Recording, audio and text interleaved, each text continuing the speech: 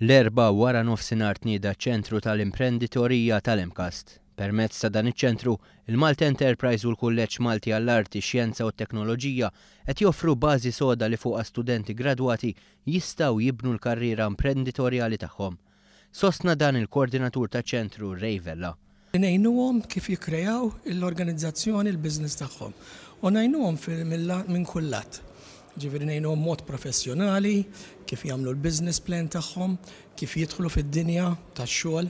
Bħalissa ċentru diġà jospita 4 proġetti ta' studenti li gradwaw mill-Imkast, proġetti varji li l-kol jesponu l-ħila u l-kreattività ta' dawn iż-żgħażagħ.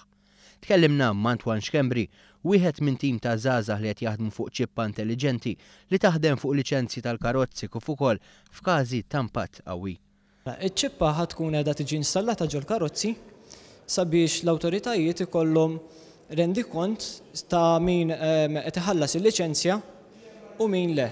Proġett ieħor jitratta arloġġ sensittiv bl-isem ta' BioWatch, arloġġ li kapaċi jipprovdi informazzjoni importanti billi jaqra l-polz, ir-raġġi UV u l-movimenti tagħna. Fiċ-ċentru għaddejjin proġetti oħra fuq żeba alternattiva għal protezzjoni tad-dajjes u d-disinn domestiku. Bernard Montebello għal One News li ċ-ċentru qed joffri opportunità unika biex żgħażagħ bħalu jkunu jistgħu iwettqu l-ħolm imprenditorjali tagħhom.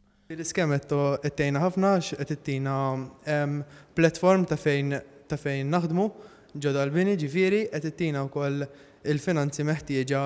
Preżenti għal din it-tnedija kien hemm il-Ministru għall-Ekonomija, l-Investiment u l-Intrapriżi Żgħar Chris Cardona flimkien mal-Ministru għall-Edukazzjoni u x-Xogħol Evarist Bartolo.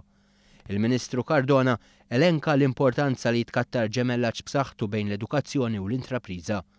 Filwaqt il-Ministru Evarist Bartolo fisser kif din l-esperjenza se sservi bħala formazzjoni sħiħa li se tipprepara liż-żgħażagħ għall-ħajja professjonali tagħhom.